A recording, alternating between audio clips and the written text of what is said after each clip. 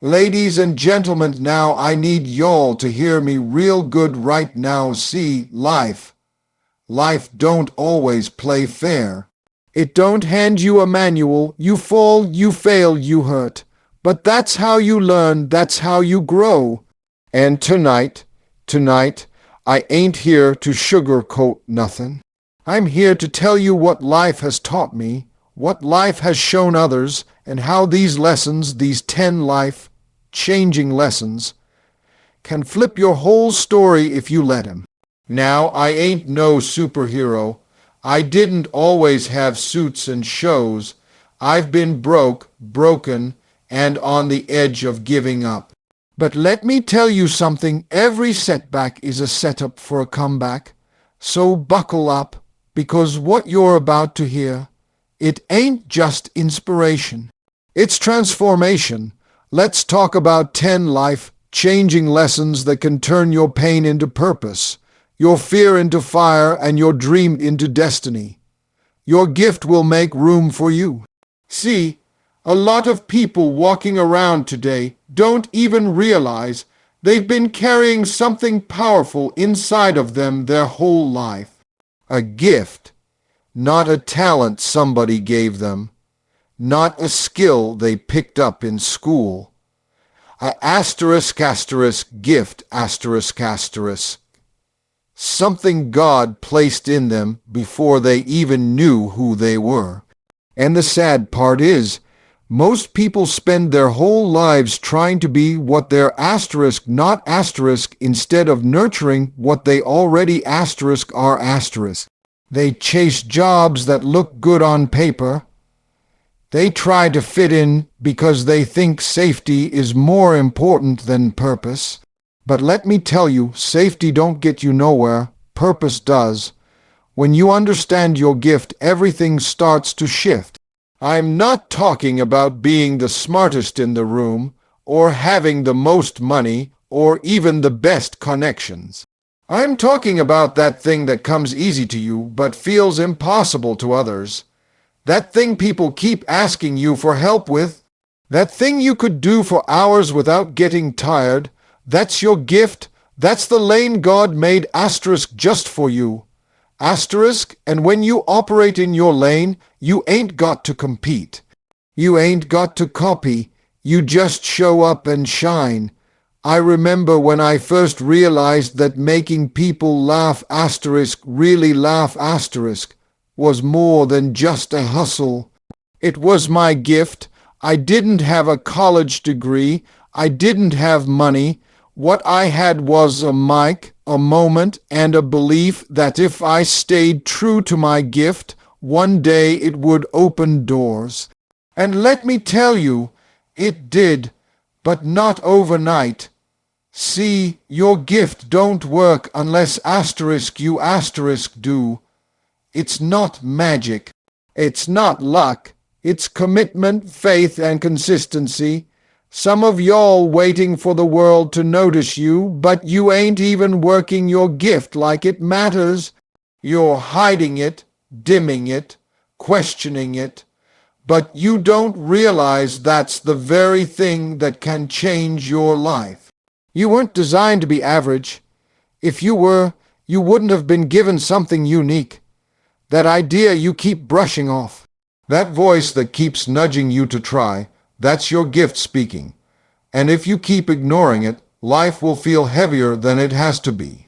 When you walk in your gift, things start aligning, people show up, opportunities appear, not because you forced it, but because you flowed in it. Doors that were locked start opening, not because you begged, but because your gift knocked loud enough. That's why you got to stop minimizing what you carry.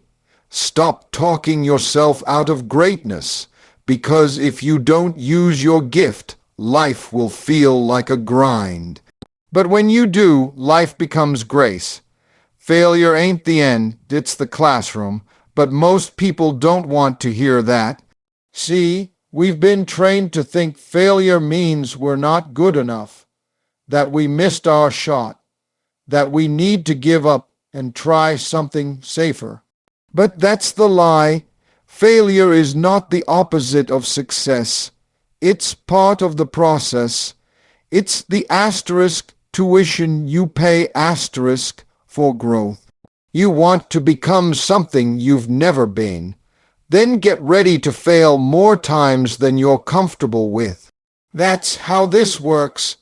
You look at anybody successful, anybody who's made something out to nothing. And I promise you they've failed more than they've succeeded. But they didn't quit. They didn't let the L define them. They learned from it, because failure, when handled right, becomes the greatest teacher you'll ever have. It don't sugarcoat. It don't lie to you.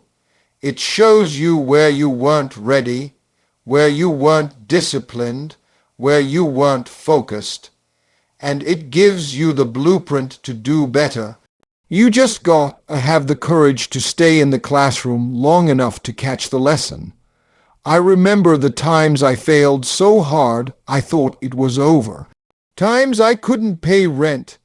Times I bombed on stage. Times I got laughed at, doubted, talked about. But I also remember what came asterisk after asterisk that. Growth, grind, grace. Every time I thought it was the end, I found out it was just a chapter. See, failure don't mean you're finished. It means you're asterisk in training asterisk. And the truth is, the bigger the dream, the more failure you'll face. Because life's not just gonna asterisk hand asterisk you something you haven't built the strength to carry. It's gonna test you. It's gonna knock you down, not to destroy you, but to develop you. You don't learn anything on the mountaintop. The mountaintop is where you asterisk celebrate asterisk the lesson. But the asterisk learning asterisk, that happens in the valley. That happens when nothing's working, when your back is against the wall, when the world tells you you're done. That's where you find out who you really are. That's where you dig deep, pull yourself up, and decide, I'm not quitting until I figure this out. Because the people who make it ain't the ones who asterisk never failed asterisk. They're the ones who refuse to let failure stop them. And you know what else? Failure humbles you. It makes you better. It makes you asterisk hungry asterisk. When you fail, you start paying attention to things you used to ignore. You start refining your process. You start listening more, preparing more, practicing more. It sharpens you. If everything went right all the time, you'd never grow roots. You'd float through life thinking success is easy. But when you've been through some storms, when you've fallen flat and still stood back up, that's when you become unshakable. People who avoid failure also avoid greatness. You can't play it safe and expect to live an extraordinary life. That's not how it works. You gotta be willing to look foolish. You gotta be willing to lose in front of people. You gotta be willing to take that shot, even when there's a chance it might not land. Because even if it doesn't, you're one step closer. You're wiser now. You know what asterisk not asterisk to do, and that's powerful. That's how champions are built. They learn. They adjust. They asterisk grow forward. Asterisk, so the next time you fail, don't panic. Don't run from it. Sit with it. Ask it what it came to teach you. Write it down. Own it. Because every failure has a lesson, and every lesson brings you closer to the life you were born to live. You got a jump to grow your wings. That's the truth most people don't want to face. They wait for the perfect moment, the perfect plan, the perfect conditions before they make a move. But life don't work like that. There is no perfect time, there is no perfect plan. At some point you just have to take the leap. You have to jump with faith, even when fear is screaming louder. Because the only way to find out what you're truly made of is to step off the edge and trust that something greater is waiting to catch you. Now, jumping doesn't mean being reckless. It means moving in purpose before you have all the answers. It means betting on yourself even when nobody else is clapping. It means believing that what you have inside you is strong enough to build something with, even if you're building while falling. See, the wings don't show up while you're standing still. The wings grow in the air. When you move, when you trust, when you commit. That's when the growth starts. That's when you learn how to fly. Fear wants you to stay on the ledge. It'll tell you about every way you could fail, every mistake you could make, every laugh you might hear behind your back. But that same fear will keep you grounded while your dream dies slowly inside of you. Playing it safe feels comfortable, but it's dangerous.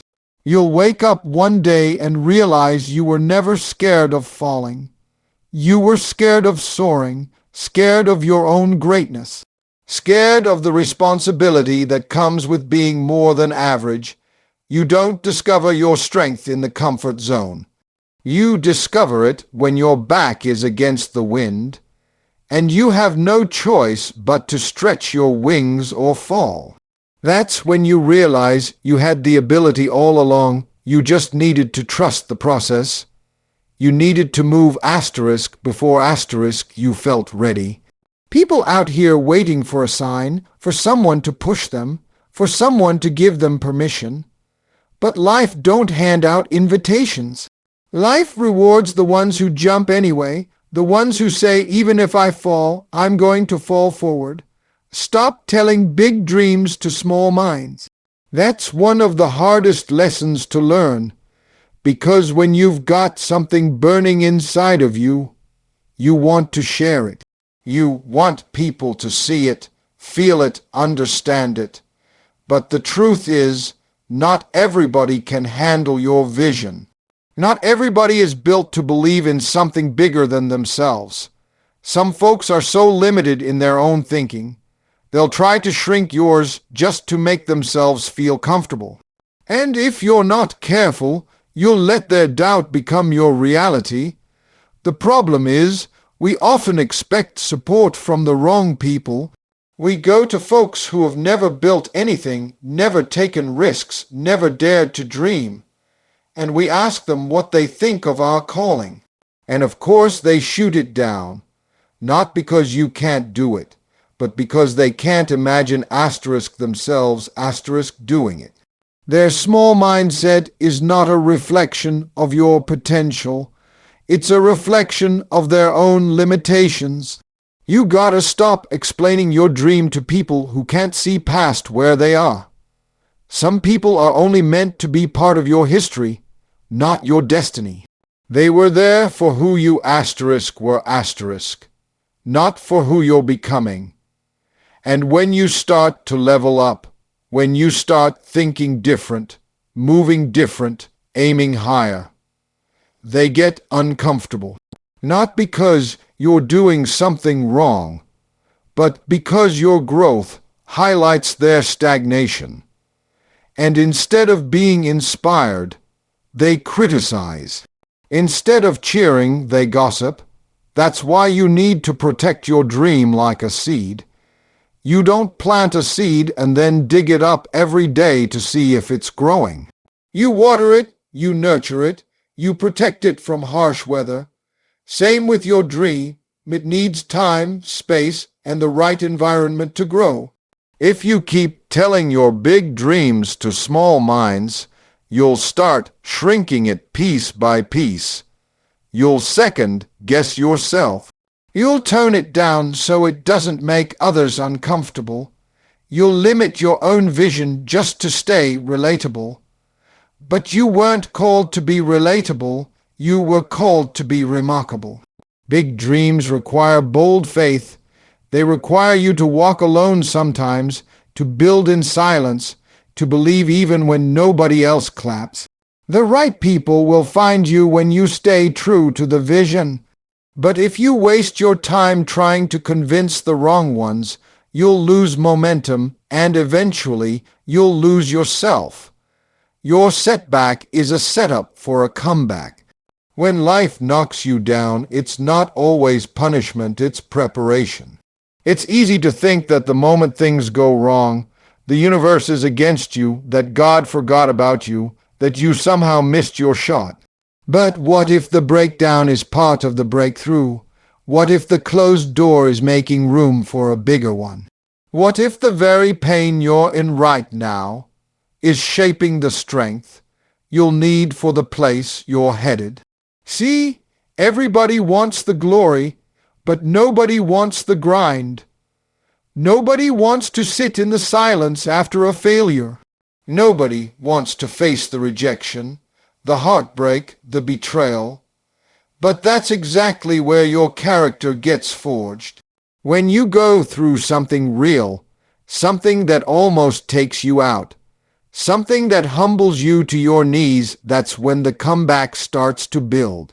Not in front of the crowd, not on the stage, but in the quiet moments where you choose to rise instead of retreat. People will count you out. They'll think the loss defines you. They'll label you by your last mistake. But they don't know what God is setting up behind the scenes. They don't see the lessons you're learning, the resilience you're building, the fire you're walking through without letting it consume you. The setback isn't the final word. It's just a pause. It's a redirection. Sometimes life has to stop you in your tracks so you don't settle in the wrong place. That delay you're frustrated about, it's protection. That failure that embarrassed you, it's instruction. That moment when everything fell apart, it's the moment everything started coming together. You just couldn't see it yet. You don't grow in comfort, you grow in adversity. You grow when you've been knocked down and still choose to get back up swinging.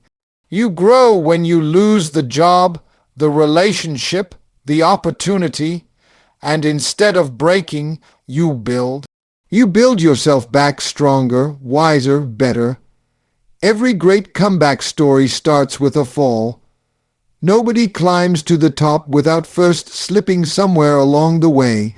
But the ones who rise, the ones who truly come back are the ones who see their setback not as an ending, but as a beginning in disguise. It's not about how far you fall. It's about how hard you bounce back. Every tear, every closed door, every sleepless night has a purpose. The pain is real, but so is the power that comes after. The comeback starts the moment you decide the story isn't over. It starts when you stop replaying the failure and start rewriting the future. It starts when you stop asking, "Why me?" and start saying, "Watch me." You might have been counted out, but you're not cancelled. You might have taken a hit, but you're not finished. You might have been broken, but you're still breathing. And if you're still breathing, you still have the power to rise. Most people think the comeback has to look impressive from the outside. Fancy titles, big wins, applause. But the real comeback, it happens internally first. It happens when you shift your mindset from defeat to determination. It happens when you take responsibility for your healing, your growth, your future. It happens when you decide that no matter what you've been through, you're not staying down. You're not staying stuck. You're not staying bitter. You're getting up, you're getting focused, and you're getting back in the game with more purpose than ever. Grind now, shine later. That's the mindset that separates the dreamers from the doers. Everybody wants the shine. Everybody wants the spotlight, the success, the lifestyle. But very few are willing to put in the grind when nobody's watching. Very few are willing to wake up early, stay up late, work through doubt, Push through fear and keep showing up even when there's no applause, no reward, no recognition. But that's what it takes. That's the price of greatness. You don't get to skip the struggle and jump straight to the success. You have to earn it. The grind is not glamorous. It's lonely. It's painful. It's repetitive. It's full of moments where you question if it's even worth it. But it's in those exact moments that character is built. That's when you find out how bad you really want it. It's easy to post about hustle. It's easy to talk about ambition. But when it's just you and the work, no audience, no followers, no celebration, that's when the real ones are separated from the talkers.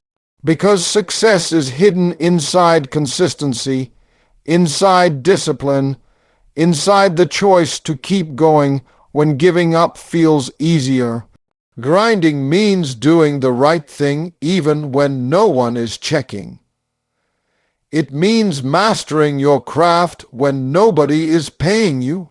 It means building with excellence even when no one is clapping. And it's not because you're trying to prove anything to the world. It's because you know what you're working toward. You've seen the vision, you've felt the calling, and you understand that nothing worth having comes easy. The people who shine the brightest are the ones who stayed in the dark the longest and didn't quit. When you grind now, you're planting seeds that will grow in seasons to come. But most people don't plant because they want harvest right now. They want instant gratification, but greatness is delayed.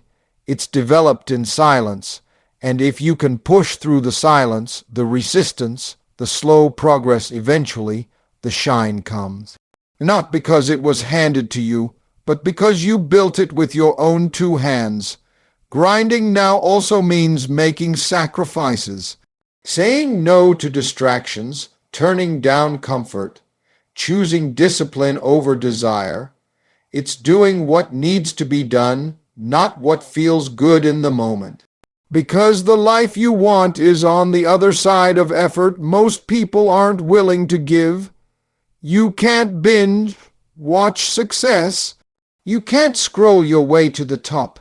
You have to grind. You have to sweat. You have to sacrifice short-term pleasure for long-term purpose. That's how legacies are built. That's how leaders are made. That's how winners are born. Grind now, shine later. Every time